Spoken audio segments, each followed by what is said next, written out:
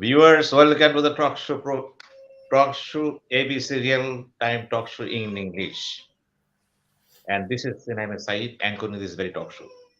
And today our points of discussions are very specific: economy and politics in Bangladesh perspective. And to suit the very purposes, we have invited very important guests from at home and abroad. And let me introduce them first of all. Dr. Jamaluddin Ahmed. He is the former chairman of Janata Bank Limited, and basically he is a chartered accountant and former secretary Bangladesh Economic Association. How are you, Dr. Jamaluddin Ahmed? Yeah, fine, thank you. Happy New Year to everyone. Happy New Year, same to you. Then Professor Dr. Ahsan Kabir, Professor Toronto. He's Professor of Toronto University of Toronto, Canada. How are you, Thank Dr. you. Kabir? Thank you for inviting me. I am good. A happy new year to everyone. Thank you very much. Then we have Mr. Dr. Mustafizur Rahman, distinguished fellow and former executive director of CPD, one of the leading think tanks all over the world. How are you, Dr. Mustafiz Rahman? Thank you very much, Dr. Sinha. I'm fine, and I'm very glad to see you and other panelists. Thank you very much. Then Dr. Hassan Mansoor. He is one of the leading economists and IFM expert. Now he is the executive director of Policy Research Center, one of the leading think tanks, undoubtedly. Then I come to Professor Dr. Jagul Haidar, and he's a political scientist and he's from America. And here, one from America, two from America, and three from Bangladesh. Now let us start the discussion starting from Mr. Hassan Mansoor. Dr. Hassan Mansoor, Yes, please. you are a very well-known economist in Bangladesh, or not all, because you know everybody knows you very well at home and abroad. And what is your understanding of economy and politics in Bangladesh perspective, please? Well, the politics is a very different animal, and we have just seen the election, which is predictable, predetermined, and um, and essentially it indicates a desire to have a continuity of policies. I believe, with some course correction, of course. I hope. And if we look at the economic side of the next government, I think it will be a challenging time upfront. And what we would be looking forward is that the country is facing multiple challenges. One challenge is on the economic side, definitely, which includes high inflation, declining reserves, unstable exchange rate, and depreciating taka, and also slowdown in economic activity, along with high unemployment rate, particularly for the educated youth and so on, low investment.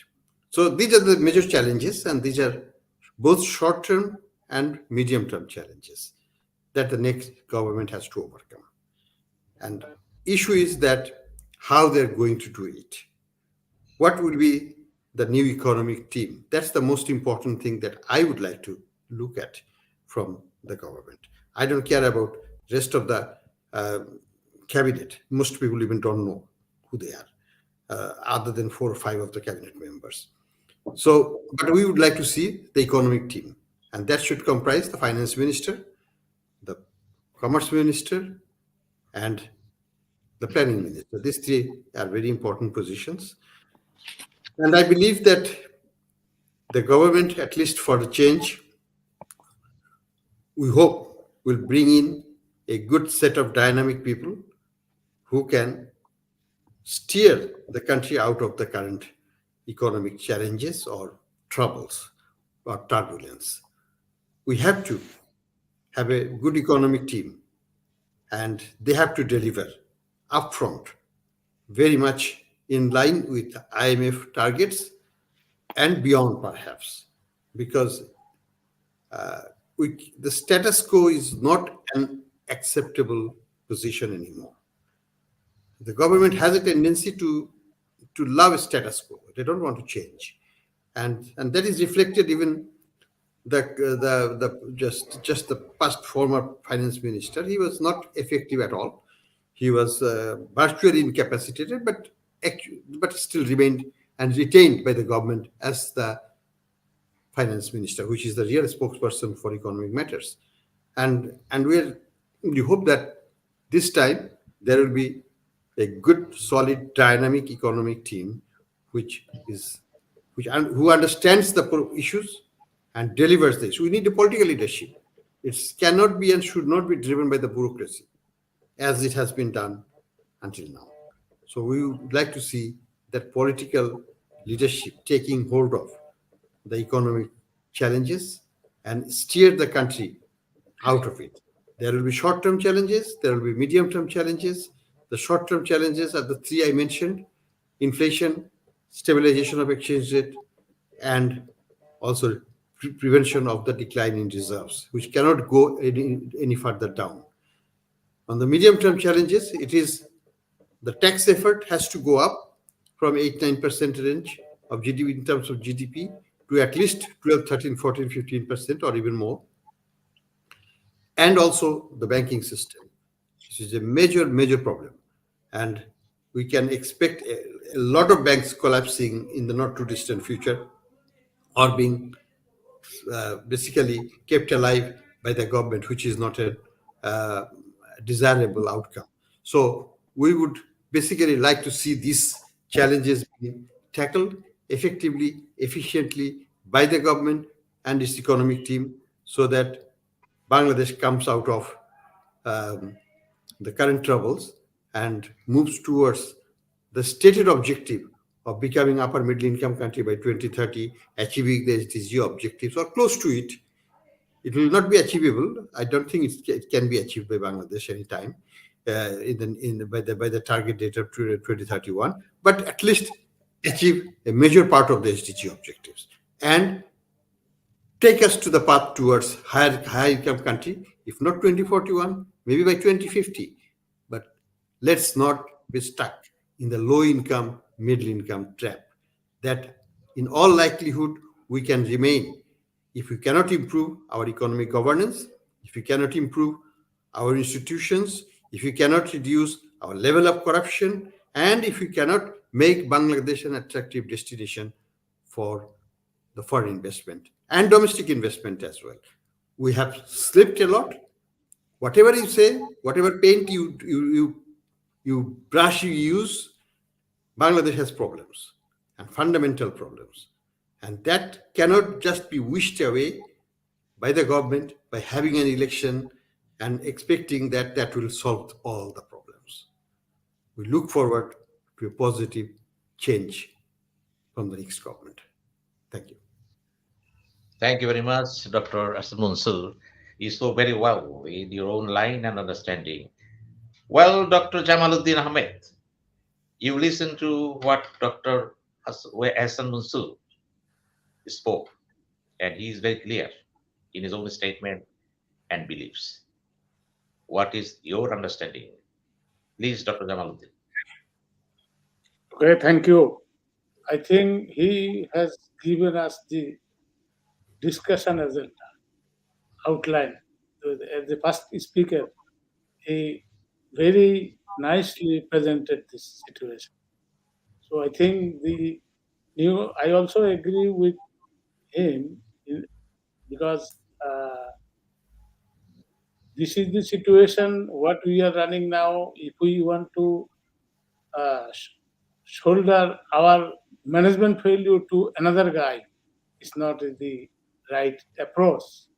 Approach should be that we have got the internal management problem. We must recognize those things. By recognizing that, we must take action. This is an opportunity.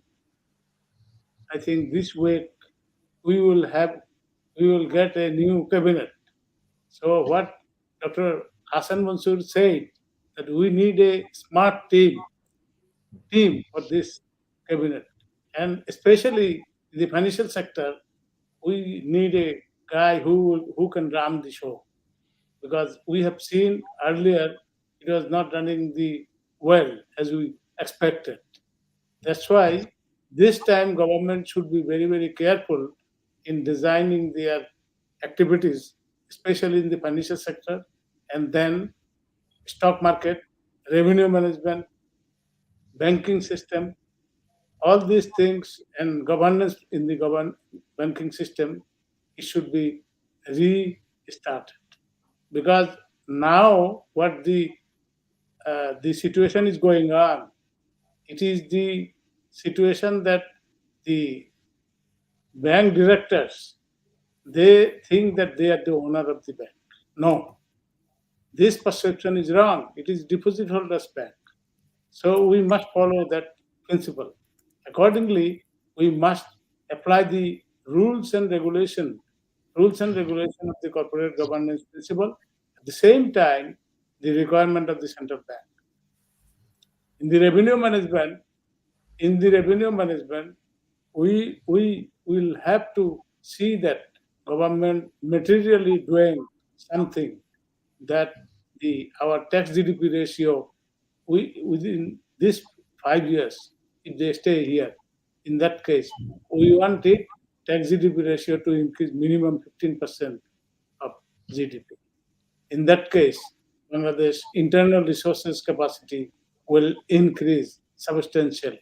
In that case, we need not to borrow money from the banking system, which the private sector has got the right. Because once government borrows money from the central bank, in that case, the credit is squeezed and then deprive the private sector.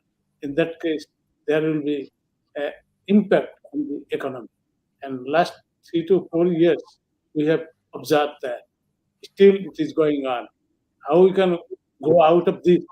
That plan should be prepared within 100 days of this cabinet when they form this.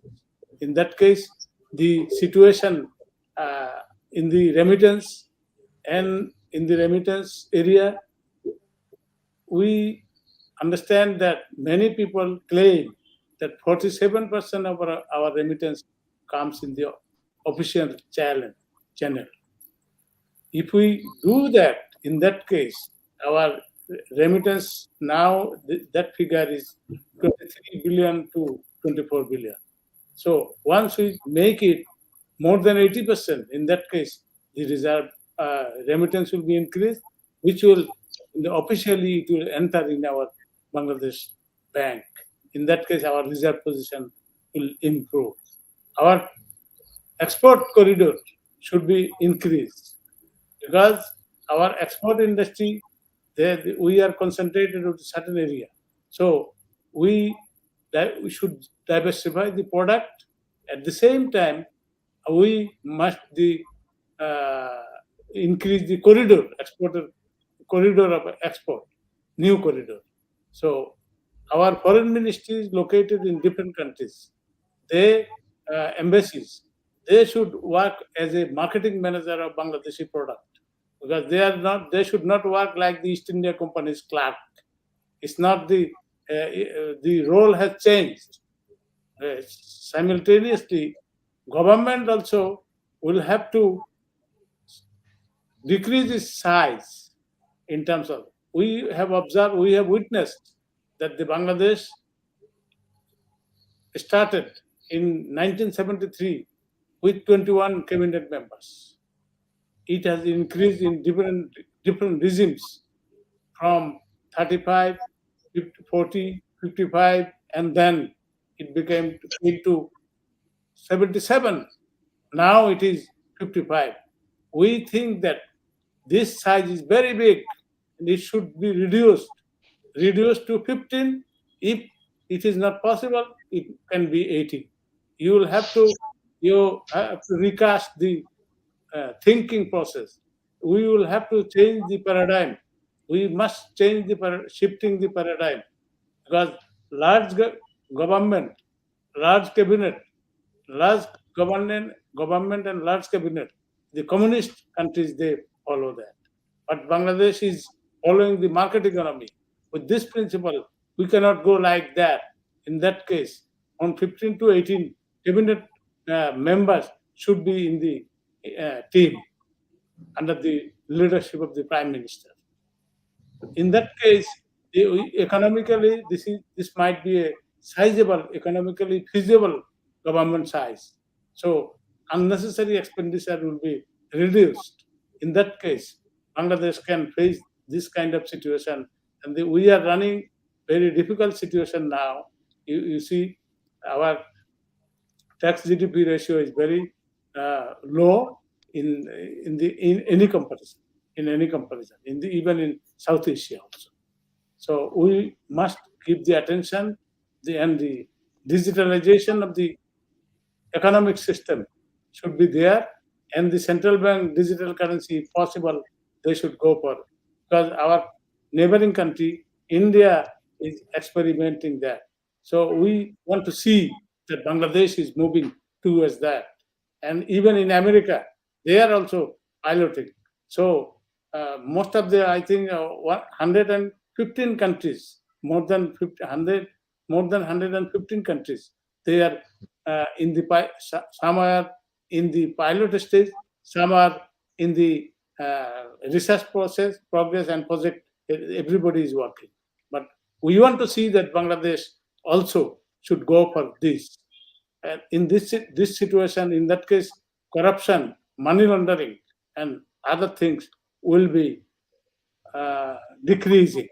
We believe that in many countries, in China, they have started the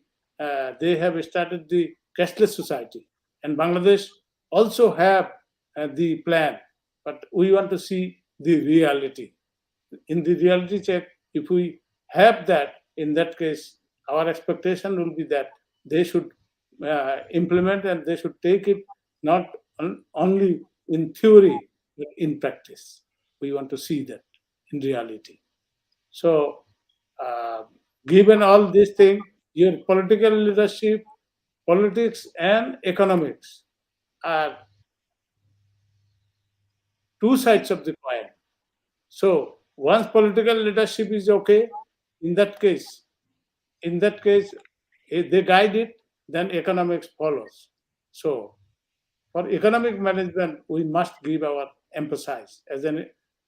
In this line, I cannot say more than this, because the politics is beyond my jurisdiction. But anyway, here Dr. Jogluli here, he can explain the situation from the political scientist viewpoint. So thank you for the time being. Thank you very much, Dr. Jamaluddin. You explained what you understand from your own standpoint. Now I turn to Professor Dr. Kabir, Hassan Kabir. Mr. Kabir, Thank you are you. best an economist and now teaching at the University of York University in Canberra and being away from Bangladesh. Yeah. What is your overall relation about politics and economics in Bangladesh context? Please. Yeah, thank you. Doctor. Thank you for inviting me and giving me the chance to discuss with all these honorable speakers in the forum. So I am one of the youngest in terms, not only age, in terms of experience. So please forgive me if I am making any comment which is hurting your viewpoint or you don't agree with that. So I completely agree with Dr. Hassan Mansoor. He pinpoint all these economic issue of Bangladesh very correctly. There are all these issues we have to overcome. We have only one way to go up. So from my viewpoint, I feel that there is a gap between the policymakers and the politicians. I consider they are two different things because, yeah, only prime minister or finance minister cannot take a policy. There is a team. There should be a team. There should be a group of economists, group of political scientists who are suggesting or advising them to take some policy. So, like, to address the issue of inflation, exchange rate we have right now, um, in exchange rate is increasing. The bigger problem is there is a huge gap in the black market. So the way government is trying to address the problem, I think this is not going to solve the problem. It will increase the magnitude of the problem. So every time they're increasing the mm, rate by few, uh, 1 taka or 50 paisa, so that's not gonna help. Rather, they need to, because the black market, they will also increase by $1. The gap is also increasing. So we need to narrow down the gap. So by holding the market fixed or managed float, or we in economics we say dirty float, so managing the exchange market, we cannot solve the problem. So we need to make the system transparent. So why this is happening, why people, so if someone working in abroad, if they can send the money, dollar for $10, 10 taka more, why would not they do that? They don't think about overall economy. Oh, it will go to reserve. They think, okay, my family will get 10 extra taka and they can eat more. Simple. So this is about, in economics we take a rational decision which will maximize my utility. So I will do that. So most of the people are doing that. Yes, a lot of people are doing in the formal channel. So we need to encourage them to send the money through formal channel, but this will not only be done by the banking system. If we cannot make the exchange rate closer to the flexible exchange rate, definitely there should be some control, or there should be some action taken by the government, or not government, bank of Bangladesh Bank, to manage the foreign exchange market, but not to this extent. Same as the interest rate. So they hold the interest rate for long period, 6 9. So this is not acceptable at all. So if you see all the countries, developed and developing countries, post pandemic, during pandemic they reduced the interest rate almost close to zero, to help the economy to sustain. Now, after the pandemic, when inflation is going up, automatically you need to increase interest rate. So there are a lot of economists, and I see in the newspaper, news channel, talk show, they are suggesting to do these things, but the policymakers are not taking these things seriously. So definitely, this government need to consider the honest, legitimate economist in their, not cabinet, but in their team, who can suggest better, who can suggest the policy and what will be the long run effect in the economy. So okay, we can think, okay, when we allow the exchange rate to flexible, it goes up, import price will be higher, inflation goes up, it will be short run. But if we don't do it right now, in the long run we will be sufferer, we will suffer more than short run. uh, Another thing I want to discuss at this time regarding the unemployment. So one of the, this is actually issue of government and also our psychological problem in our society.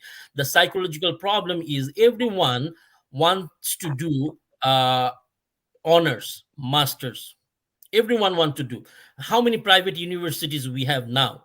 The time I did my undergraduate from North South University, there was few private universities. Still, that was more than enough, 30 40 universities. Now I think it is 70 80 or 100, I don't know. So do we really need this number of private universities? Okay, even if we have beyond 5, all these universities degree don't have any value. They're paying tuition fee, lakh of few lakhs. So even the new universities tuition fees are higher.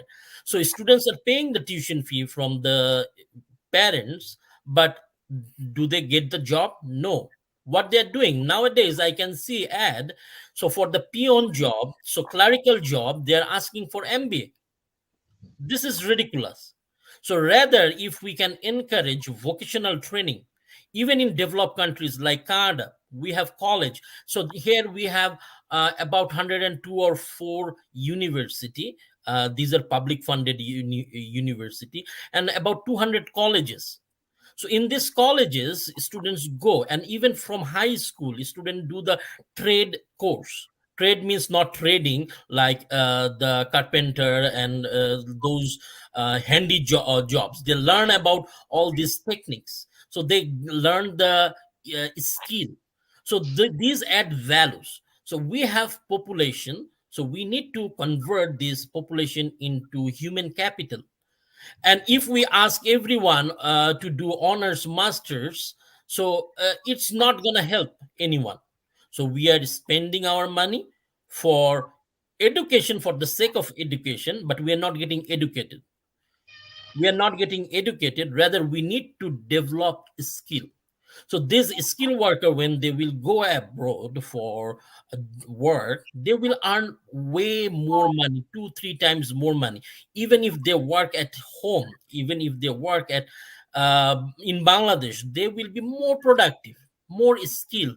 That thought process will be different. So that will help to increase productivity significantly. So overnight, it's not possible to change the mentality of the society or family, parents. So but government need to take this initiative seriously. So they need to address this concern. So they need to develop vocational training. How many vocational training institution we have? Very, very insignificant. We need a lot of these to take care of unemployment issue. So with this, I would like to conclude my speech now for the time being. Thank you. Thank you very much, Professor Kabir. Now I turn to political scientist, Dr. Jagul Haidar. You are from Canada. No, should we finish all the economists first and then I'll talk? No, no, no, no, there Because is a reason. there There are some should be reasons. rhythm. He, There is he all joined the last. economists. I have some reasons Okay. to go to him lastly. All You right. just explained from what is said as a political scientist. Already three economists from their own standpoints explain what the economics and economy in Bangladesh and especially relation between economics and politics. And all of them are has emphasized tremendously on leadership. I mean the political leadership. And being a political scientist, what is your explanation? Please, Dr. Thank Jogul. you, Dr. Sinha MA Sayeed. I'm really, it's a high privilege and distinct honor for me to be with you here with this wonderful panel of economists. I'm the only guy who is not an economist, who is a political scientist. So I want to congratulate all the learned economists for their very threadbare discussions. Wonderful. I learned a lot from them. Thing is that actually, I just want to let you know that yesterday, day before yesterday, we got an election. Election is over now. You know, after election, everybody normally, all nationals of a country, they do have kind of expectation that we are going to move forward towards a new achievement, towards a development. But unfortunately, the election we experienced 2 days ago, that could not generate that kinds of hopes and aspirations among the people. It has created whole lot of frustration. So when the economists are talking about, Dr. Hassan Mansoor, while he was giving a brief, detailed discussion, detailed statement on the economy of Bangladesh, it was very bleak and frustrating picture of Bangladesh economy, I heard. But the thing is that in order to correct your economy, in order to put your economy on right track, you need to have a better political environment. This is what in political development we teach our students. The political prerequisite of economic development. We have to have an environment which economic development requires. If you don't have a stable polity, if you don't have a pro growth, pro development polity, you cannot achieve the goal. The economist Hassan Mansour, he was talking about that he was expecting a better economic team to develop our economy. Then let us hope for the best and let's see what kind of economic team comes forward to shoulder the responsibility of economic development here. This was his concern. But the thing is that the way he's thinking, I appreciate that, but because he's thinking like everything remains unchanged in economics. You people, you teach that it will happen, the development will occur if everything remains unchanged, the unseen factors. But I don't know if he has counted the unseen factors. What is coming next? What is coming tomorrow? If polity doesn't go well, how economy will function? I have no idea. I do not have an answer for this question. You have to have a very regulated political system. But the election we got, the results we got, everything was predetermined. Nobody is happy with that. So where we are remaining in the same paradise where we are. So we have to change this. First, we have to improve this political environment. If you cannot change this political environment, this kind of expectation for economic development, this kind of expectations for fixing the economy will not come into being. Because politics, I always give politics the upper hand, because it is at the end of the day, it is the politician who leads the economy, who leads the country. So they will have to take the politician will have to take the responsibility. They will have to shoulder the responsibility. So politicians, the way politicians are, showing us the future, I don't think that we see the right future. With the future we see, that is bleak and frustrating. That is very uncertain future we see here. We don't see any light at the end of the tunnel, because this right now, just half an hour ago, I was watching a news, and there says that 3 countries, United States of America, Canada, and UK, they said that we did not send any election observer, and the people who are saying that we are who are giving their reactions on behalf of America, Canada, and UK are not representing the concerned governments. They are representing themselves or their own organizations. They do not have any correlations with us. That means that those countries still did not recognize your election. And American State Department has clearly said that the election was not free and fair. But still, we should go with the government, because we cannot ignore the government. Whatever government you have, we have to work with them. But what kind of work that will be, that is very important. That way, our trade and business are dependent on the West. West means other countries also, because other countries are also dependent on the West. If they do not comply with the West, again, they will be under sanction too. So at this point, the countries who are regulating the global economy, they did not consider our polity, our political system, our political leadership, our election, all these things. So I don't know, how we are progressing towards our economic, the correction of our economy. I have no idea, because we have to fix our politics. At this point, if our politicians cannot reach a consensus about the major issues, how the state will be governed, how the state will be run. So they, again, we have to face new economic crisis. We have to face again, maybe, I don't know. I pray to God forbid us. Yeah, if another sanction or trade embargo comes on us, then what will happen? Right now, our I'm a political scientist. I should not talk about this. Our foreign reserves has gone down to less than 20 billion. It was 48 billion once. So it is not and BBC given us a forecasting that this money is not enough for 3 months imports. But if I'm wrong, all other economists will correct me.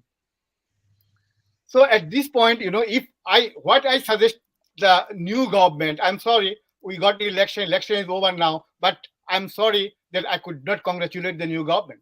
I could not congratulate the new member of the parliament, because we, very, very publicly we have observed this, these, people who are calling themselves representative, they are not people's representative, because all of them have been elected from one party, ruling party or allied party or supported party. The same thing, same people. What is, vote, the same thing is truck, the same thing is eagle. So I did not find any distinction.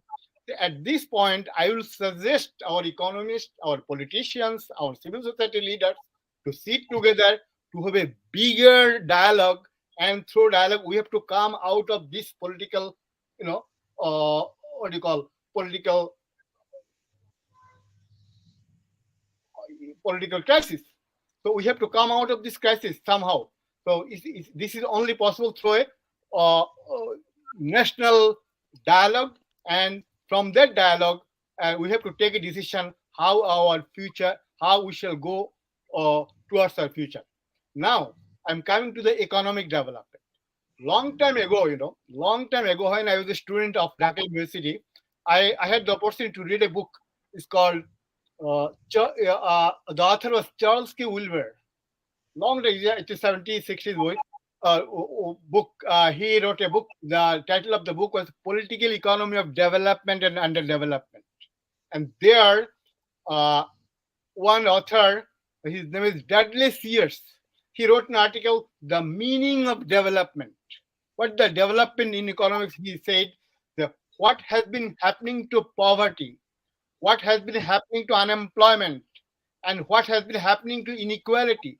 If all three declines from high level, then beyond doubt, this has been a period of development for the country concerned.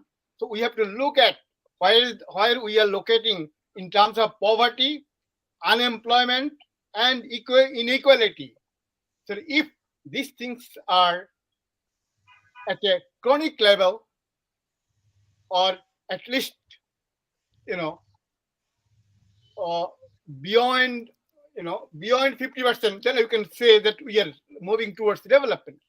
But in Bangladesh, the situation we are passing, so this morning when I got your call, I got some studies. I don't know if it is right or wrong, because most economists at their World Bank, they said that our poverty rate is 20.5%. That is $2.15 per day consumption, and below poverty and or abject poverty is 13.8% right now, and unemployment total 3 million people are totally unemployed, and inequality, exact figure of inequality is not with me. I believe that top 10% people controls 80% of the national assets of the country. So I think chronic inequality is prevailing in the country. I'm talking this thing from my assumption. I'm not very exact, to be honest with you.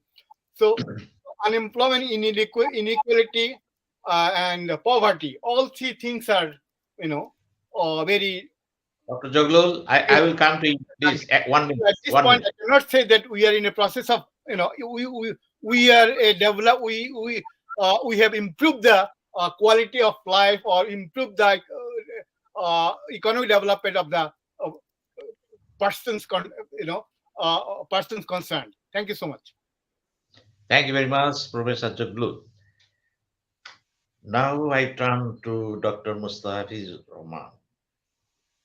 Dr. Mustafiz Rahman, you are leading such an organization in Bangladesh that is first and foremost object of attack by all the governments past and present.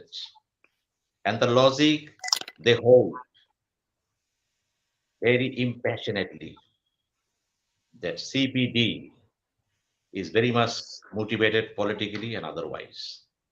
But the reality shows CPD is one of the best organizations in Bangladesh that is speaks for the nation, for the country, for the people. What is your realization? Dr. Mustafiz Rahman. Thank you, Dr. Sinha. This is an excellent opportunity to discuss some of the very pertinent, relevant, and important issues which are of critical significance as we embark upon the year 2024. And we just had also our elections.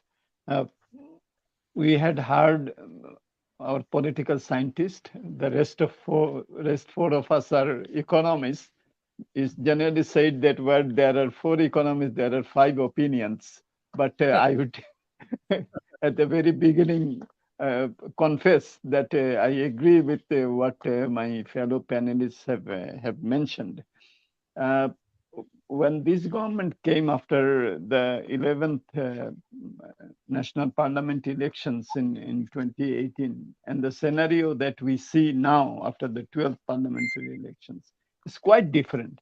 Let us also agree that in spite of the various hiccups and various challenges, we did have a consistent growth rate.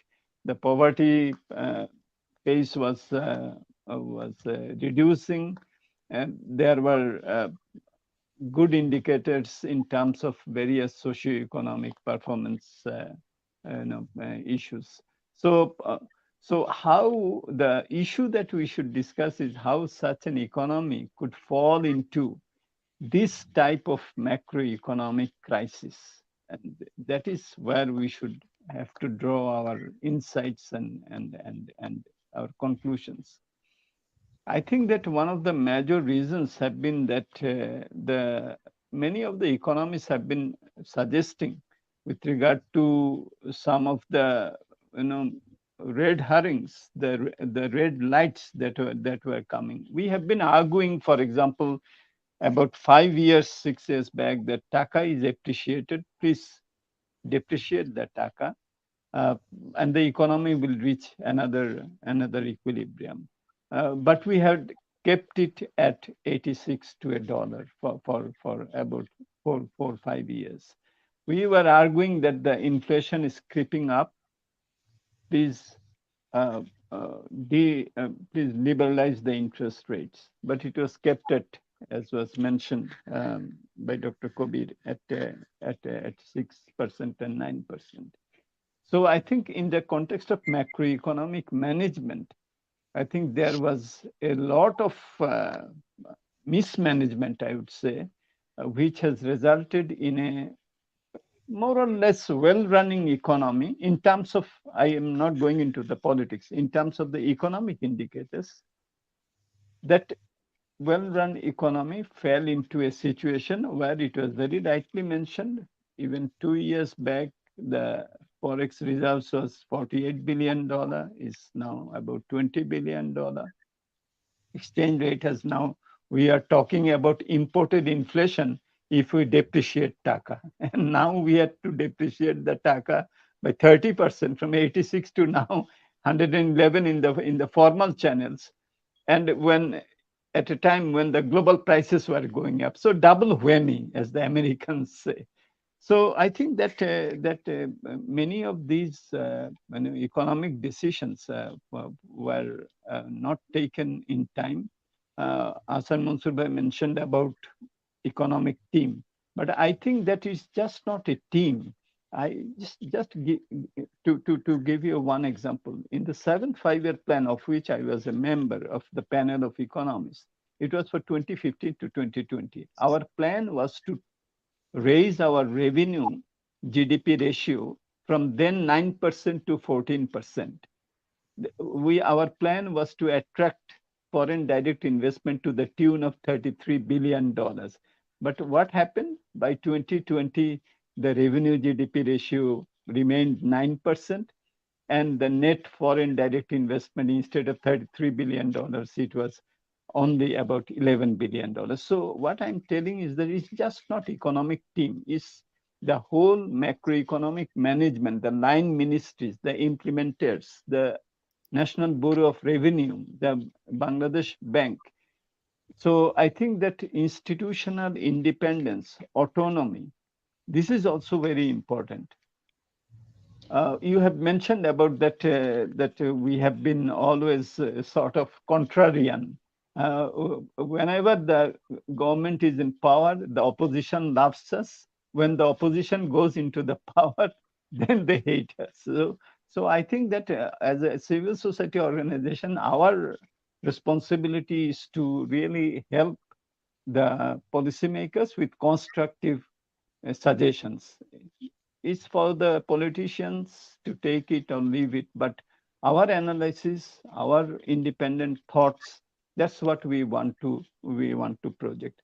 Look at now as we speak, the macroeconomic situation is really facing a lot of uncertainties, and the way that the government has taken now after this election and the context in which they took the helm of the power in 2018, quite different. A more or less a well-managed economy. There, as I said, there may be many, ifs and buts, but we were making, progress. Poverty alleviation, health and education access. There may be questions about the out-of-pocket health expenditure. There may be questions about the quality of education, which has been very rightly, and I'm really concerned about that. But now we are facing a situation really which can put the country into a lot of risks. For example, it was very rightly mentioned, only worth 3.5 months of import, and also we have severely curtailed our brought down our imports. Otherwise, these reserves would have been even more perilous. Now, what is the main underlying reason of this? What I think is that everywhere we are seeing erosion of good governance.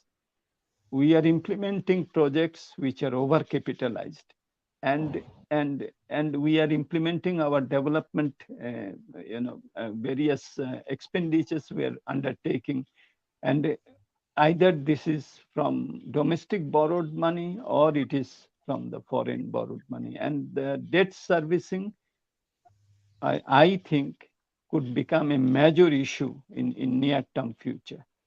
So one thing that we have suggested, and we hope that the new team that will take on the charge, Bangladesh Bank has already started some of the reforms. The exchange rate is being gradually depreciated, but I agree with Dr. Kabir that if you do it very slowly, the expectations go up, and then you cannot really match.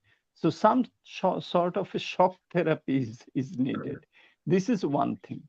Maybe what the Bangladesh Bank is thinking that it will be within a corridor. Okay, keep it a corridor. We understand the threat of imported inflation.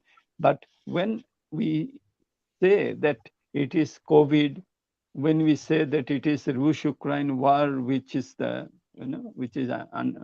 underlying reason, I don't think so. It was accumulating within our economy because of the policies that we took and because of the policies we didn't take. If we think about, for example, the sort of capital flight that had been taking place from Bangladesh. The Global Financial Integrity Report was reporting every year about 7 to 8 billion dollar being taken out of the country through under invoicing and over invoicing, trade mispricing, various hundi howler transfers. We drew attention that we will have to break this nexus, but we have seen that no action was taken at that time. We were drawing the attention that when this government in 2009 took over the power, the debt default was about 22,000 crore taka. As we speak now, it is 156,000 crore taka.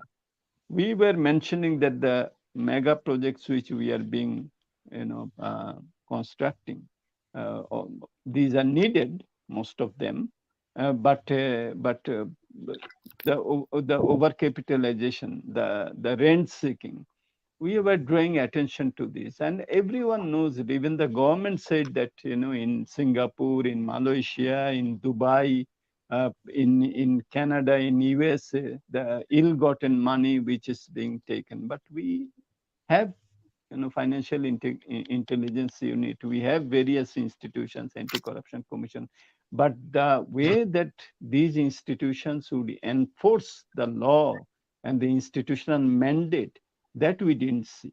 So what we are seeing is an accumulation of all these negligence that we have seen.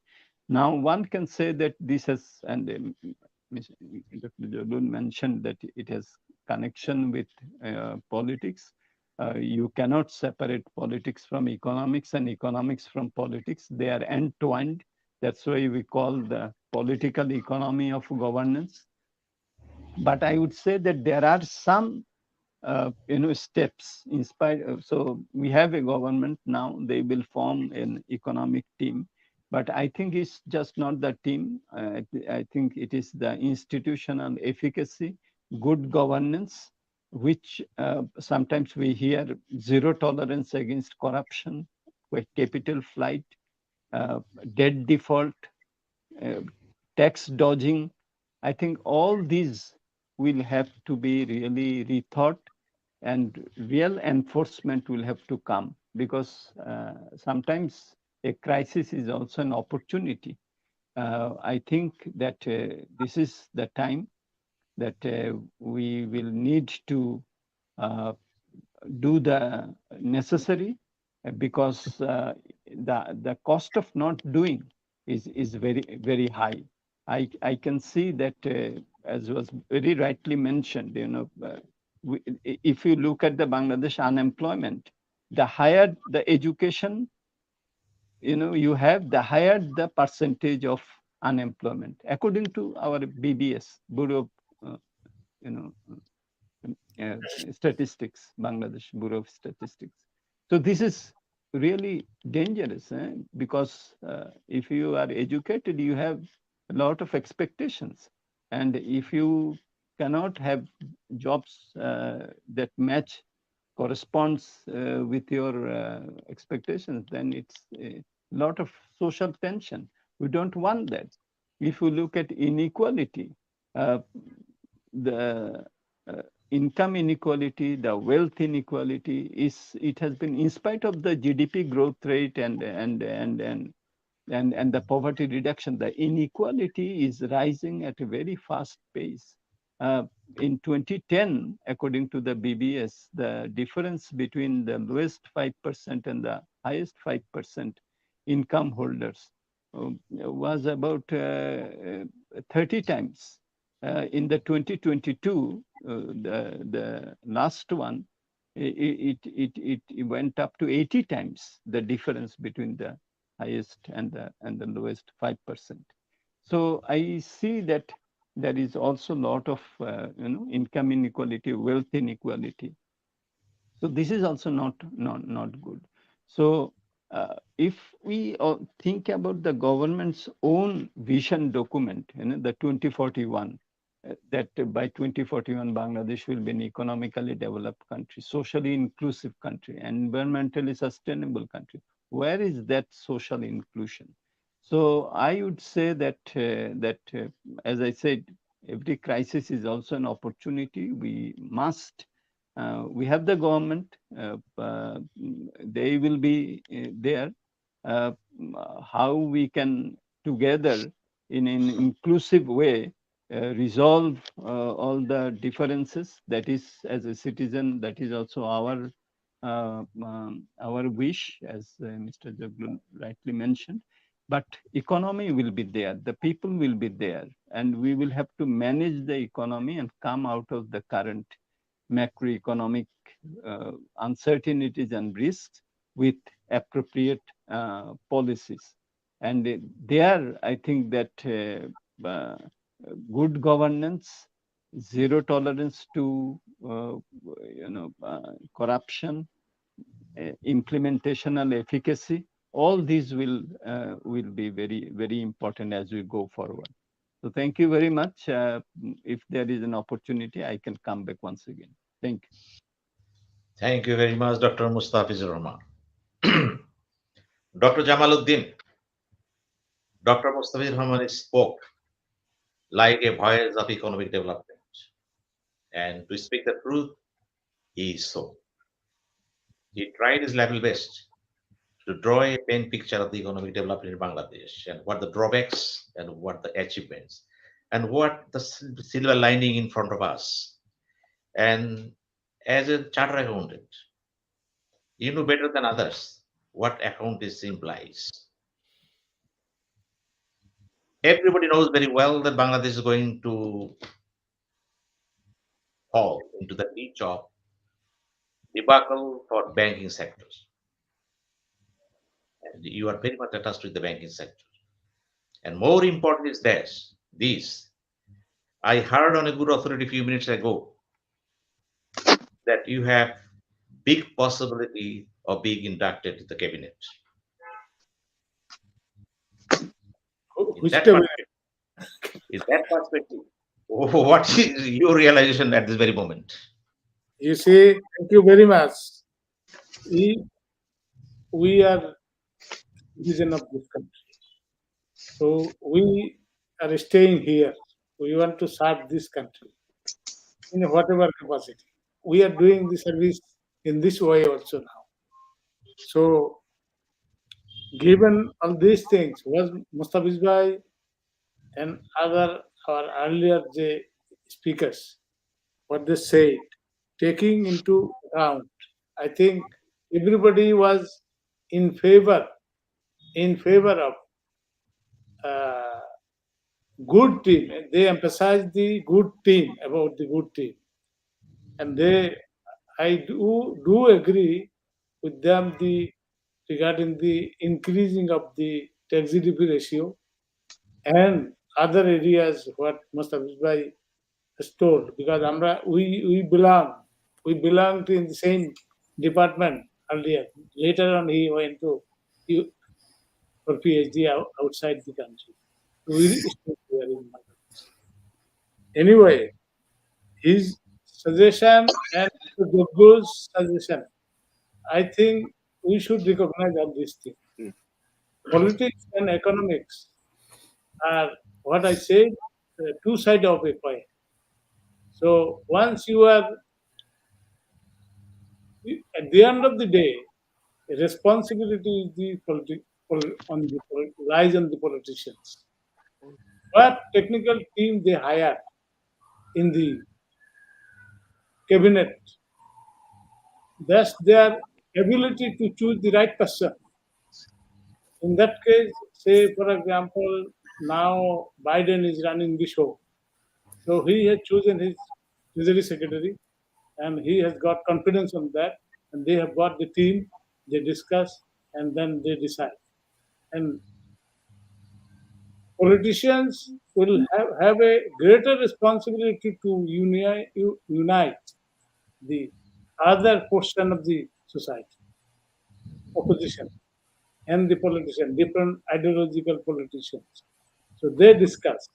This practice in our country, I think we are lacking. We are lacking because we think that we do not talk each other. Earlier time, it was not there. Our traditional politicians who stay run this country, they used to discuss with the even opposition economists also, believer of opposition economists. They used to take the discussion. And many times, when Saifur Rahman was the finance minister, he used to talk with the Awami League minded economists. He had the contact and he used to discuss. And when other I think Mr. Kibriya also used to discuss, and our former finance minister, Mr. Mohit, late Mohit Chai, and he also used to discuss with this Mr. Bhai and their team and other teams also, all think tanks. He used separately he discusses and to understand the gravity of the problem. So we have not observed last 5 years. No, I don't think Mustafa Bhai he can discuss. I don't know. But he used to discuss with our chartered accountancy institutes president and senior member, and they used to discuss with them. The guy who was expert in the tax department, the tax practice. He used to take separate money, used to discuss with them in his house. He used to invite them to a tea or a tea party, and he used to discuss all this stuff. This way, you come to a you can work out, chalk out your list of doings. These things, I think, it is absent now. So the way if you want to hide your weakness, in that case, you do not reflect the whole situation because you are not the owner. This is not a private limited company. This is not a listed company. It is a government of Bangladesh.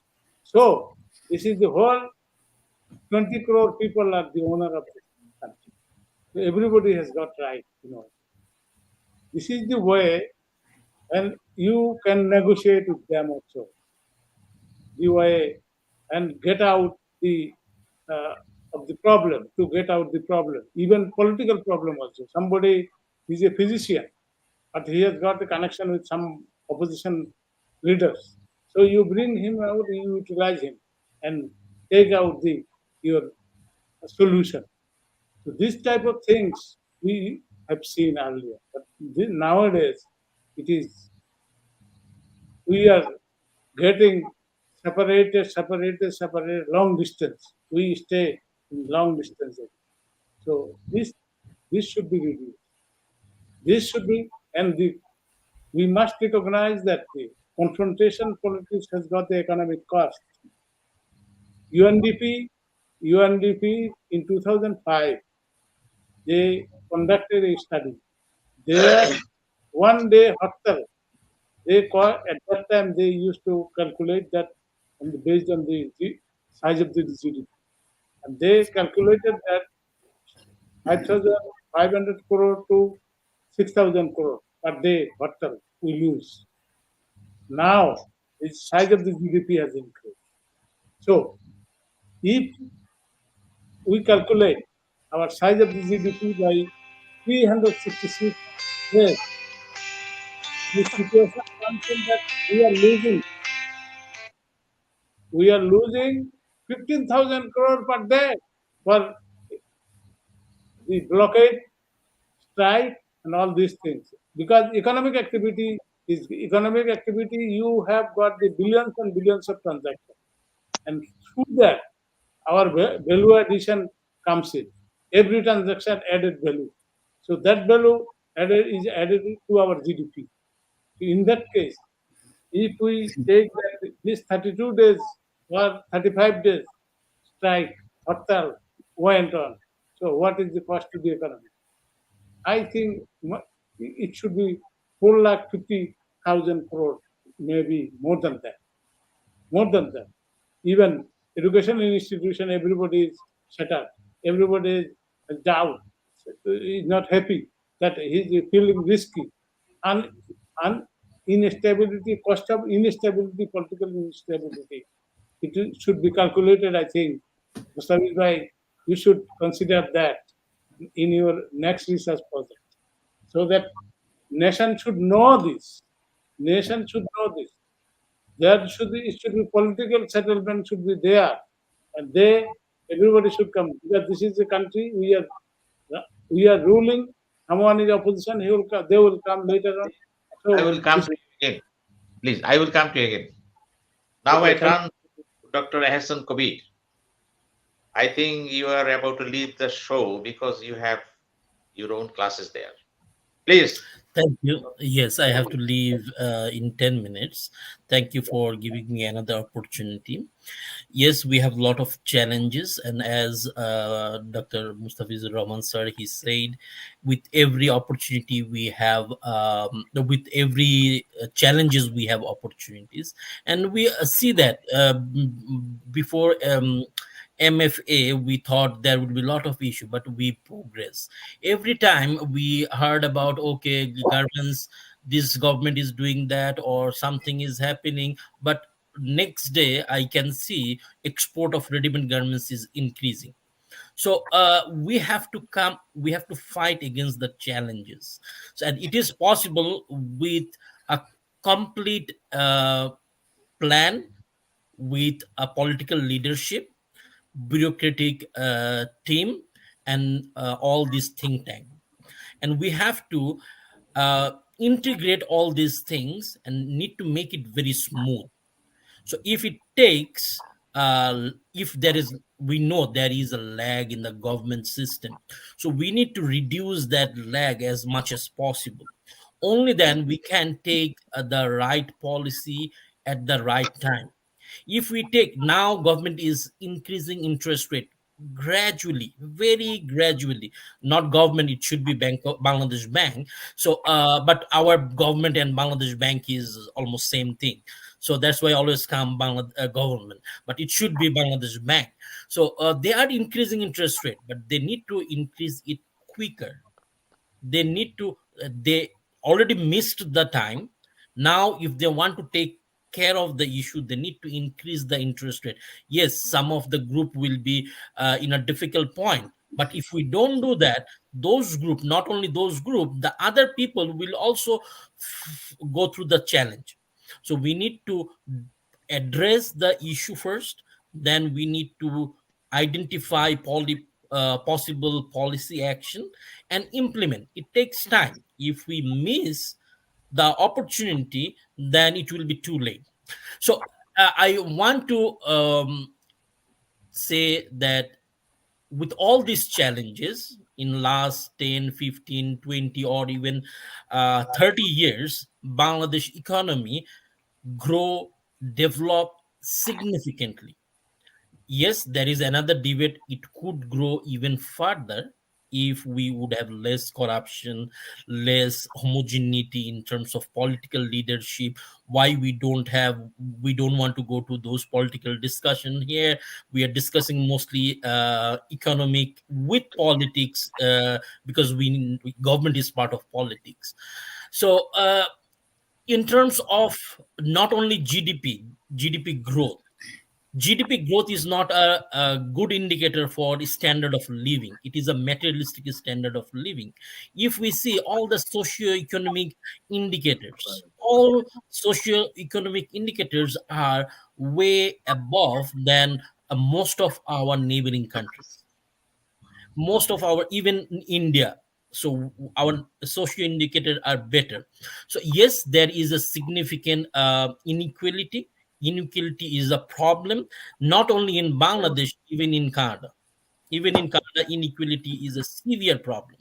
So in US, it's a severe problem. So we have to overcome with this, every part of the world. In Canada, more than 12% population live under the poverty line. More than 12% is. So average income of individual average income only $56,000. Nowadays, it's not possible to live with $56,000. at a minimum standard of living in Canada. Household income $96,000. You cannot think even to buy a house in a proper way. You need to do, even here there are corruption. A house price in GTA, Greater Toronto area, is decent house $1 million. To afford that house, you need to make $200,000 income. How many household can do that? Still, they are buying house. How? Corruption. So everywhere there is this challenges. Yes, these are more developed country, they have more sophisticated system, legal system is very strong. We have to take care of our institutions. Sadly but truly, our institutions quality is declining. Economy is was developing. Right now we are at the verge of little bit shakiness. If we can take the proper policy, maybe we will be able to recover soon. But the sad part is our institutions. Most of our institutions lose its ethical values. Now when you go to find some boy to for your daughter in our society, if he or she is doing government job, okay, do you make some extra money? So this is common, this is completely common, this is a proud, okay, he is making more money. But 20-30 years back, even people was doing corruption, it was a shame. But now it's not a shameful thing. It's a proud. Okay, he is doing government job. He can make more money, so I can give my daughter or sister to him. So this kind of thing change gradually. We cannot change our mentality, social status overnight. So in Canada or other developing countries, every time we try to compare with developed countries, it is a wrong comparison. We cannot compare apple with orange. We should not. We have to think about reality. We have, if we take a policy from Canada, like recently I was hearing that our education system again changing. Sadly, they bring a curriculum from Finland. Mr. Kabir, please shorten your speech, please. Oh, just 1 minute. So they are bringing the curriculum from Finland. So Finland curriculum will not work for Bangladesh. That's for those kids whose parents are well educated. Even if not educated, they have common sense of ethics, legal obligations. But we have to create our curriculum from our own understanding, from our reality. And more importantly, we should not play with our kids like a guinea pig. Every 5 years we should not change the education curriculum. With this I would like to conclude, and I have to leave now. Thank you everyone for listening me. Thank you very much, Dr. Kabir. Well, viewers, we have two very important guests here by this time. They have joined. One is Dr. Shaukat Ali. He is Professor of Economics, Long Island University, USA, and he's very much vocal in talk shows, seminars, symposiums. Wherever he goes, he make a history, and that is his plus point. Another being Professor Farad Hussain, belonging to Awami League. I invited him for the reasons because our discussions is economy and politics, and it is up to a political leader to speak finally what is the real picture in Bangladesh now. Now I invite Professor Dr. Shaukat. Please, all the guests here, including Dr. Hassan Mansoor, he left, and now Mr. Kobi left. Though you are a late comer, doesn't matter at all. Please, you analyze everything from your own standpoint. Yes, thank you for your nice introduction. You said too much about me. You did in the past also. But it is true that I missed the discussion of all the distinguished guests. I got part of it, Dr. Jamal Ahmed lecture, and probably Dr. Hassan Kabir. But I'm also very glad and very much interested to hear from Dr. Mustafizur Rahman, my old friend Dr. Jaglul Haidar is here, my good friend before the election, Farad Hassan, and of course, he's my good friend after the election. And he did a very good job because he was one of the managing committee member of the elections. So whatever the election, whatever it is, as a member, he deserves some credits. Thank you. Sinha bhai, in 1975, that time I was a student, master's student at the University of Chittagong. Dr. Yunus was my direct teacher. It was formed, very newly formed Bangladesh Economic Association. It was inaugurated by Bangabandhu Sheikh Mujibur Rahman. I forgot the gentleman name, the president of the Bangladesh Economic Association, probably Dr. Mokaram Hossain or something. We were shocked and surprised what is going to happen. It is a Baksal now. It's completely unknown.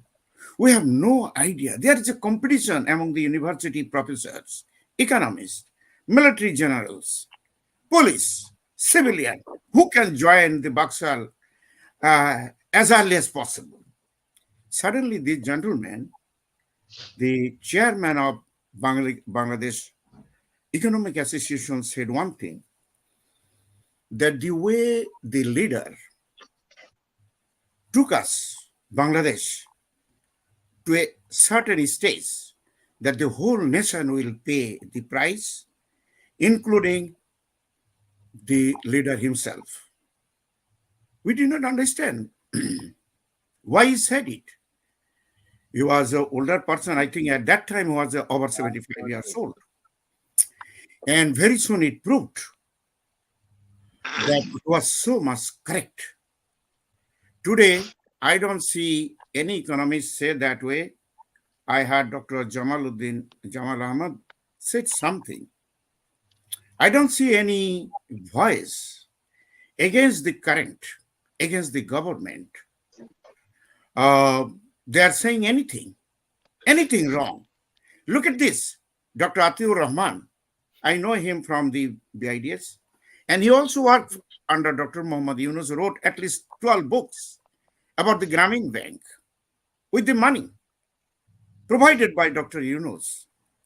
The way he mismanaged the Bangladesh Bank and get a job. Joglul Bhai, he got a job in the Dhaka University Department of Economics. And you know what I said? Development studies. Development is, he cannot get a job in the United States, even in the primary school, based on his track record. I am shocked and surprised. Not even single economists are in jail, voicing against the current tyrant and mismanaged and looting, plundering of Bangladesh economy. The country we liberated at the heavy cost of our own blood. That is a shame, even on the economists, those who are the real brain. Look at this United States, look at the European countries. After the COVID, I said long time that the whole nation is given for the recovery to the economists. And they did excellent job. Whole Europe and the United States, they brought the stability, economic stability. Thank God. If the economic health of United States or the Europe does not look good, that means, of course, it is not look good in Asia, Africa, and Latin American economy. So, in a nutshell, the election, whatever we did, we see that. Look, here is a very experienced people. The politics and economics go hand in hand. The allocation of resources, the distribution of wealth based on democratic principle, it all started through the election. Listen, when I was in leftist politics, I very proudly said that time that B.I. Lenin said, it doesn't matter that you voting for whom, it matters who's counting your votes. Thank God. the current government, Bangladesh Prime Minister, I would say, with respect to the Farad Bhai, the dummy Prime Minister, that she proved it again. All international news says that it was a 28%. The vote casting is only 28%. Suddenly it became the 40%. With that, she's in power, fighting against United States foreign policy with the help of Russian and the Chinese, the government, they recognize them, congratulate him. And as you know, the British, and the United States rejected because it was not the participatory election. It was not the inclusive elections. There is no way it is a standard of election. It is a mockery of the election. It is a shame on us, not Sheikh Hasina, that how many times she make us fool without any protest. Not the economist, not this. Brother, what you will do? Look at the helplessness of the Bangladesh Bank governor. What he said only a month ago. And probably Professor Hassan Kabir said that the government is equivalent to the Bangladesh Bank. What a shame. There is no policy. How you can allocate your resources? How you can bring the stability of your exchange rate? How you can bring the equality and the distribution of upper wealth among the common people of Bangladesh? It is the Qatari interest. It is the syndicate. They are the one controlling again, in the name of election, the Bangladesh people. Dr. Bangladesh. Shaukat Ali, you have only 5 minutes more. I said one thing. We need government to manage the economy. Efficiency, not to plundering. This is their job. The government does not do any kind of business. They don't have trade. They don't have any income. They use the public income, people's income, with accountability. But unfortunately, it is a shame on us that this current government, even the corrupted people, those who are took all this money out of the country, when some people demanded the investigation, the government stopped it.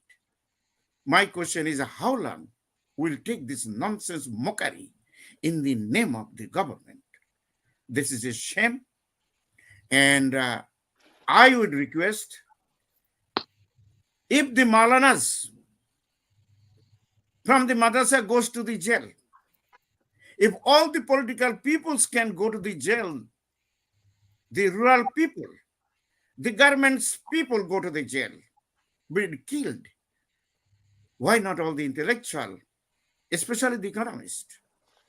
I know there are very good economists. Why we should not raise our voice against the tyrant, autocratic ruler, those who mismanage, plundering our economy, looting our promising land?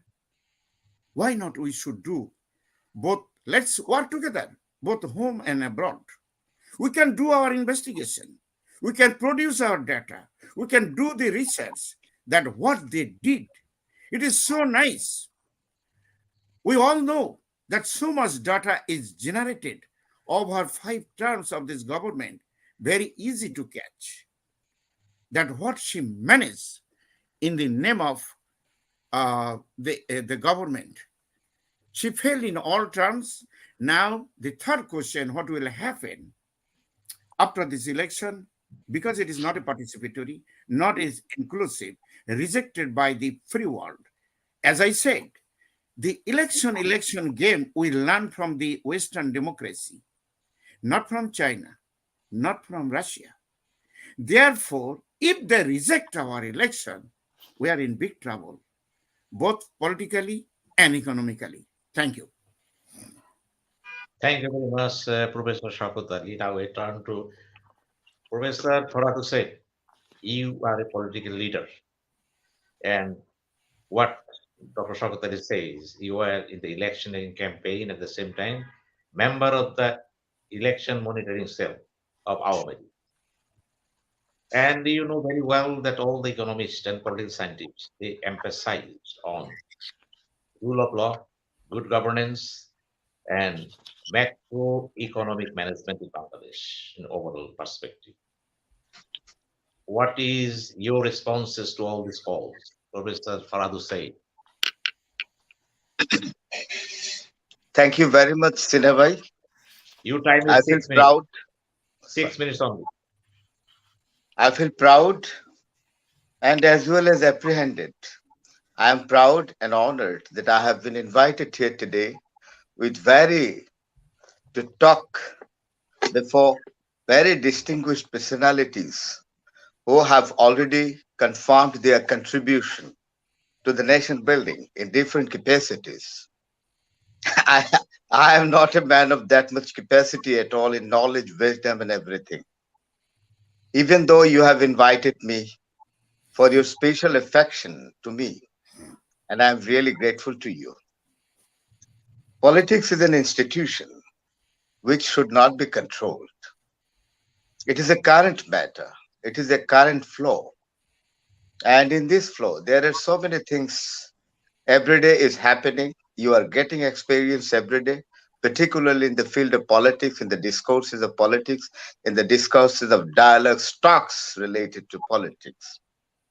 And I'd like to tell something about the comment of Dr. Shaukat Ali, my senior brother. I love him very much, respect him very much because he has got a very good concern, particularly to his motherland. And he has already used a term that is promised land and promised land, like the Israeli people promised land. But he is using this particular term very positively because, to express his particular concern and patriotism towards the motherland. Very important thing is that Shokut Bhai told that election has not been participatory one that has been held last 7 January. But how? What is the definition of the participatory election? I'd like to know this. Any particular political party is declining in the election. Does it mean that election has not been the participatory one? I do not agree. Yes, election will not wait exactly for participation of the particular political party. Now, only government has got a particular strong obligation, according to the constitution, to launch an election, to conduct the election. Election has been conducted by the election commission, and the election commission is is an independent body, not being influenced by any corner of the government at all. So I think that election commission has done its duty to conduct a free and fair election. The percentage of the vote is 25%. As Dr. Shaukat Ali, my my favorite brother, told. But 28% percentage of vote is fine. I'd like to tell about the participation or the percentage of vote, casting vote in the Western world. And particularly, I would like to mention about the United States of America. What is the picture of the percentage of vote casted in their different elections, local and general election? Their percentage is much more skeletonic than Bangladesh. The 28%, if I exactly quote from the comment of Dr. Shaukat Ali, 25% vote has been casted. It is fine, particularly because a particular political party left no stone unturned to create stagnancy on the way of conducting a free and fair election. You know that there is a political crisis. A political party is leaving no stone unturned to create a certain kind of stagnancy in the normal course of politics. Why? May I exactly know this as a citizen of Bangladesh?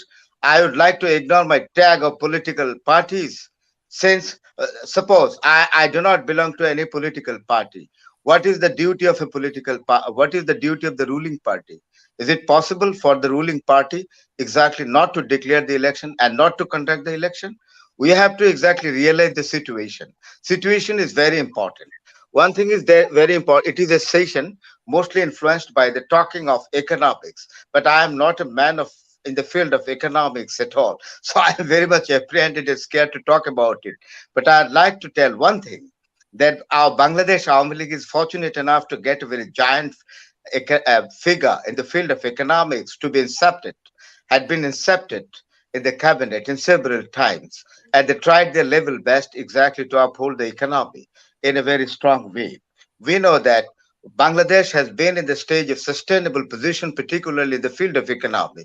Export economy is fine, very good.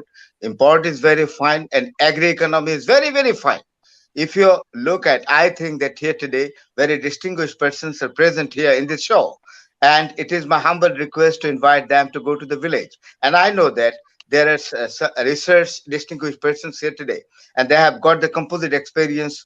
What is the picture of the village life? The village life, the standard of the village people are very fine. They are leading a particular standard of life in the village, having the necessities, having their capabilities. And Bangladesh government, the Awami League government have already ensured so many facilities for the old people, for the old women, for the widowers and widows, you know that. And they're leading it. They are getting community health clinic facilities. They are getting housing facilities, those who have no houses at all. All these programs, Bangladesh now today is enjoying a great privileges in the field of communications, and the world, the Asian's longest structure, Pada Bridge, has been constructed. They are even even IMF and World Bank were declining to support Bangladesh economically. The present Prime Minister has been found courageous enough exactly to complete this longest structure, one of the longest structures of Asia, without any sort of financial help from any financial giant institutions of the world.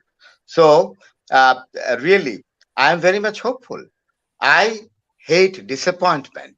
I am experienced with the war of liberation. We have exactly come across so many problems, so many difficulties. We have seen the brutal killing of our father of the nation, including his family members, including his kin and kith. We have we had to witness the grenade attack of 21st August 2004. These are exactly the important. These are the heinous things. Heinous attitudes created stagnancy, particularly in the normal course of politics, which is totally unfortunate.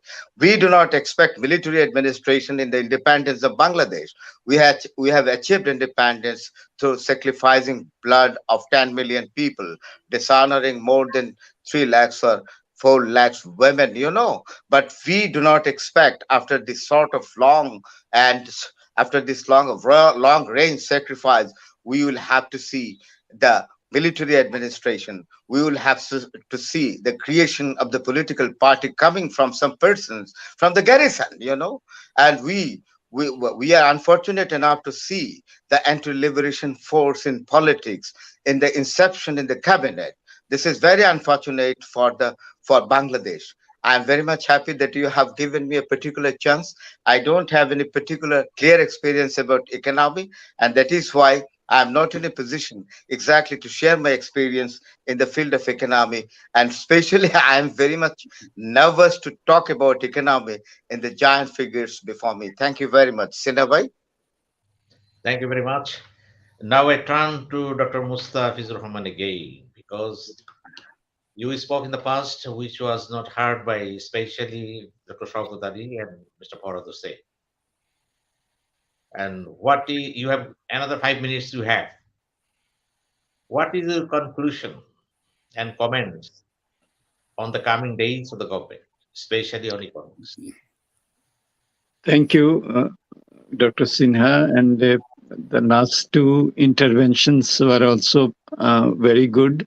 I can see that there are different perspectives, and that's what democracy should be, I think. In the democratic dispensation, there should be space for differing opinion, conflicting perspectives, and that's the Bangladesh that we had fought for. If I recall, Bangabandhu surrounded himself not only with Awami Leaguers, there were many fellow travelers who didn't agree fully with him, but he drew the insights from them and he worked towards the independence of Bangladesh by taking their support. So you don't have to be necessarily a government person in order to contribute to policy making and contribute to the development of your country. And that's where I see that we don't see that appreciation now. If I tell about the achievements, then it is fine. But when we draw attention to the major the challenges that we are facing, the challenges that could take that could increase the risks that Bangladesh could be facing in the near future, then if you think that I am an anti-government, that type of attitude is not helpful. So I would say that from an economist perspective, uh, as I was mentioning, when this government took power in 2018, it was a different time, and Bangladesh economy was doing quite good in terms of many of the socio-economic indicators. It was doing fine. But as we speak now, I think this is the time when we need inclusive governance. We need good governance. We need transparency. We need accountability. Because if these are not there, I am afraid that business as usual will take our economy down the drain. So recognition of the challenges is the first thing. And as we were discussing, an economy which even 2 years back had a uh, foreign reserve of $48 billion, and as we speak now, it is $20 billion. An economy which had a stable currency, 86 taka to a dollar, as we speak now is 111 taka to a dollar. In economy where the tax GDP ratio is the lowest even in South Asia. So these are the challenges which we will have to tackle. It's elections, of course, one can argue whether it was inclusive, why the opposition didn't come. The government had a mandate, obviously, to continue the democratic process, but there was a process through which the election had taken place, and we can discuss with it. But I think that going forward, inclusive politics, inclusive economics, inclusive social cohesiveness is so important. One of the strengths of our country had been that we were more or less a homogeneous country in terms of our culture, in terms of our language, in many ways. That was the strength of our country. Why this divisiveness, which going forward could undermine all the good things that we have been able to achieve together? And also together, successive politicians have also contributed. We talk about ready-made garments. We are the second in the world.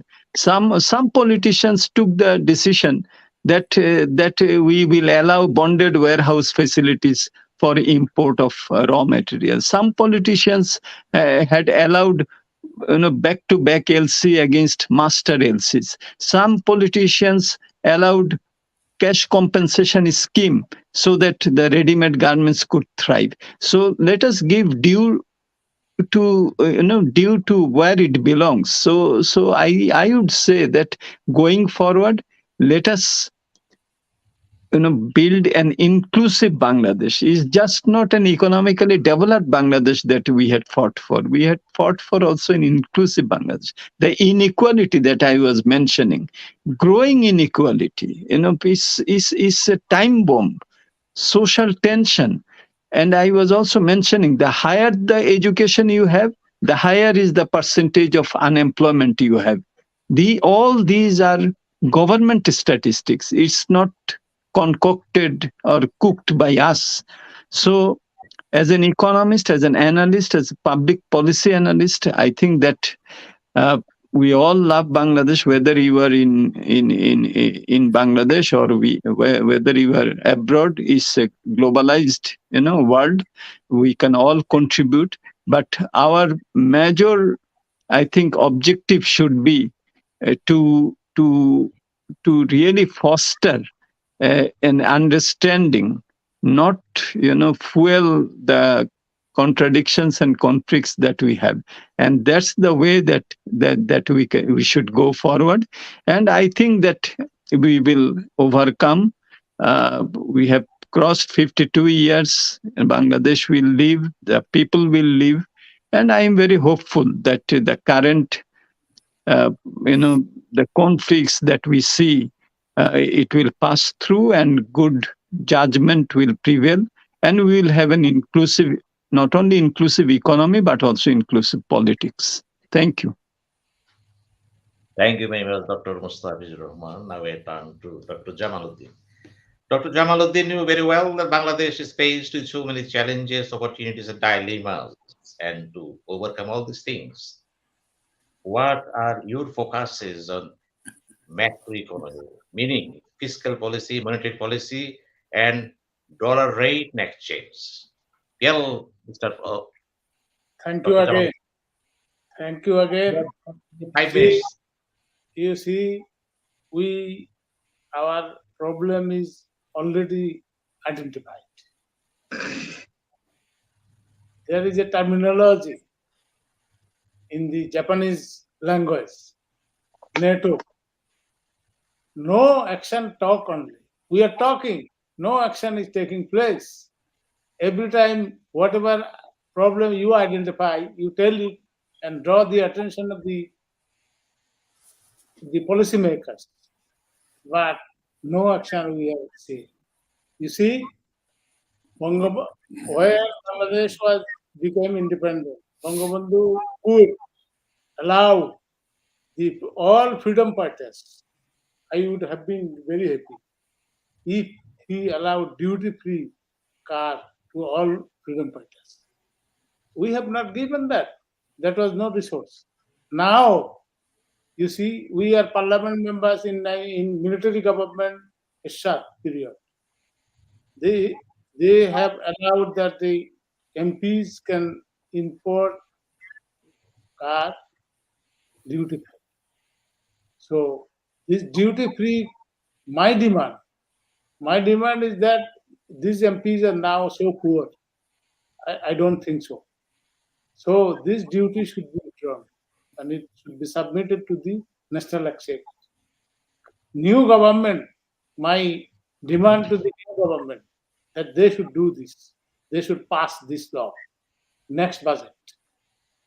You see, regarding the foreign exchange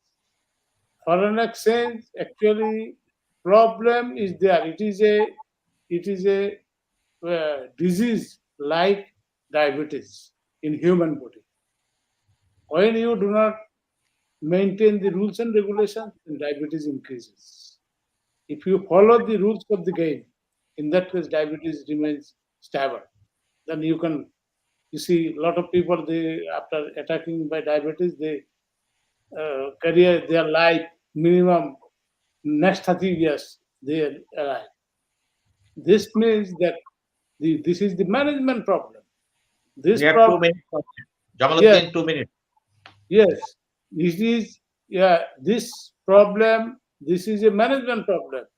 We could not address this thing. We know every problem. Every day it is discussed, but no NATO, no action, talk only. What we are talking, nobody listens. This is the action could be taken. There are a lot of ways we have discussed. And you see, government is facing multiple problems. Political problem, political instability, I consider this one number one. Then later on it follows the economic problem. So whatever hartal we have done, whatever done or not, many people claim that it is not done. But actually business was interrupted. So we lost huge amount of money, GDP. So we should recover that. We could not. We should have a plan. COVID, what is damage to our economy, we should recover. Conclusion, Dr. Jamaluddin, conclusion, please. 1 minute. At the same time, we should recover from this. I think this political hartal. So there should be a end. We cannot end this, but we can negotiate. We can negotiate and formulate that no hartal will be done in this independent Bangladesh. Well, Dr. Jamaluddin, thank you very much for your wonderful speech. Indeed, you will be remembered by the nation coming days. Well, I turn to political scientist Jabul Haidar. You know that the speakers here are talking about economics and economic development and economy of Bangladesh. At the same time, they feel Politics. very deeply the political leaders are more or less responsible for the fate of the development at this very stage. Bangladesh needs political leadership. And as a political scientist, how can you correlate politics and economy in Bangladesh perspective? You have got only 5 minutes time, please. Okay, thank you so much, Dr. Sinha. Actually, once again, I want to go back to my point. Once again, I want to go back to the politics. Actually, politics is the determining point. If you cannot fix the politics, economy will never lead towards its ultimate goal, because it is politics which is the moving force. So political leadership determines how economy will be regulated. That is important. Thing is that here, Dr. Mustafiz, Honorable Dr. Mustafiz Rahman, his expectation is that we are going to have a inclusive society, inclusive economy, inclusive polity. But my question is, humble question is, how come? Election, the way our political system is framed, this was not inclusive. The election was not inclusive, it was exclusive. Now, Honorable Farad Bhai, he can question, if a particular political party doesn't participate in election, does it mean that it's not inclusive? Of course, I will say no. The largest party didn't participate in the election. On the ground, that electoral system was polluted by amending the constitution. That particular political party was just asked to do so, and they didn't have the mandate to do so, to remove caretaker government. And we had a mandate for a referendum after this kind of fundamental change. That referendum was also abolished by the constitution. This is how dictatorship has developed in Bangladesh. This is how authoritarianism has grown in Bangladesh. I was just reading a book on this book is on the international I just show you the international politics of authoritarianism. How international, and here they say that after this kind of elections in Zimbabwe, they said that lenient, they invite some observers who were very lenient to the ruling authority. The same thing happened yesterday. I saw some lenient observers are giving certificate that election was fair, election was inclusive. And then some lenient diplomats here in Bangladesh too, they are coming forward to congratulate the government. These lenient, because they do have their own interest.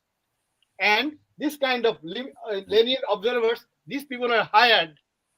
These people are hired from other countries, because main observers, nobody sent their main observers. Nobody means, especially Western world. So therefore, the whole election process remains a questionable election.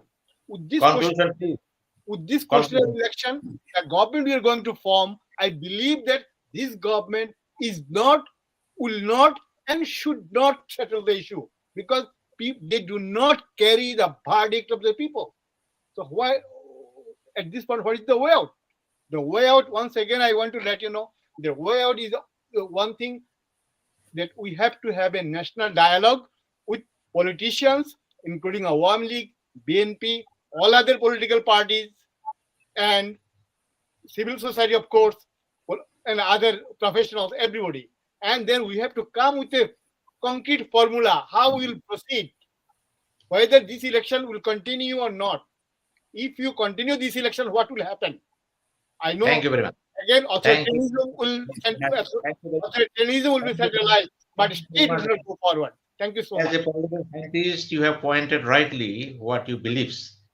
Well, we are about to end this talk show, and before that, I'll give the 1 minute time to our giant economist here, Professor Dr. Shaukut. Just conclusion, 1 minute. No, giant economist is Mustafiz Bhai. He's in Bangladesh. I'm out of Bangladesh. So whatever we do, talk. No practical. Look, whatever it is, it happened.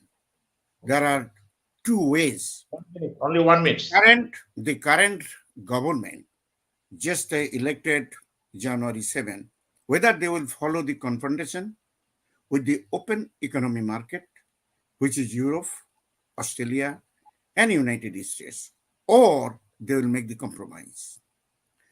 They must need to compromise immediately within Bangladeshi people, intellectual, as Mr. Jamaluddin Ahmed says, that across the board, the current government can fix the past mistake if they call everybody. Not necessary. You have to go to the political leaders. I know you put them, all of them, in jail. We are in big trouble, brother. So bring these people, intellectual people, and discuss how we can move forward. If we can do that, probably she can declare even a national government or an interim government within 2-3 months. If it is possible politically, then the economic turmoil that we are going to facing immediately, as we can see clearly, that probably it could stop, or there will be some kind of positive note for the economy. If it is not, then I hope not. It's our country, as Farhad Bhai said, I always says, the Bangladesh is our only promised land. No matter what, we'll be in big trouble. So it is up to her what kind of course of action she will take. To me, if you ask me, this is probably her last term to keep her legacy of economic development. She must need to open her heart across the board, all intellectual group, even all political group. Listen, nobody is coming out from the jail and toppling her. She secured her position. What is wrong? If she open her heart and talk with the political leaders, all the at the same time, open up a dialogue with open free country, then probably we can avoid the economic turmoil that we can see that is going to happen very soon. Thank you. Thank you very much. Well, at the end of the discussion, I would request Professor Farhad Hussain, because he belonged to Awami League, and being an arch supporter of Awami League and also leader of Awami League, what is your conclusion in a minute, please? Thank you, Sinha Bhai, that you have given me a chance to speak for 1 minute. And I'm telling like this to draw the conclusion in this session today. I'm very much impressed to see the delivery of Dr. Mustafiz Rahman and Dr. Jamaluddin Ahmed. Very person of particular command in economy, and Shaukut Bhai is a very friendly man. Today, I'd like to conclude that the world is passing in a particular crucial moment because of the conflicting situation in Arab world, particularly in Israel, and second in Ukraine. And you know that the economic depression, a kind of economic depression, is going on all over the world, not only being faced by Bangladesh, but also faced by the developed nations of the country, of the globe. So even though I believe that the international community will take the concern about it. And the Ukraine war will be declined within a very short time, because the international community exactly will deal this matter with high patriotism. And Israeli conflict, I think that it is my humble appeal to the Western powers, particularly the superpowers, including China, India, and America is also, that they will exactly draw a peaceful conclusion in the conflicting situation of Israel. The people, the innocent people, have been killed recklessly by the Israeli force in Gaza Strait. I think that these particular two major conflicting situations are going on in the world today, and that when that will be end, I think that not only in Bangladesh, the world economy will go in full swing with full strength. Thank you very much for giving me another chance to speak something in this particular distinguished session. Thank you, sir. Thank you all. And Thank good you. night. Thank you very much. Well, we are about to end this discussion, and before that, we have to summarize in a very short way that all the discussants here talk very high about Bangladesh, and they also pinpointed what are the drawbacks, what are the demerits, and what are the flaws in our economy, and what the next we have to do to face the challenges in front of us. And they also believe the government, the new government, will not forget what the wrongs or the mistakes, and they will take the real or proper steps to get to help the nation to get rid of all these things. And thank you very much. We will meet you again with our episode 16. Thank you very much.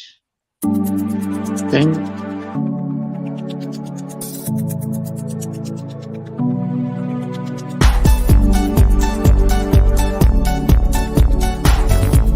খারাপ বলি নাই?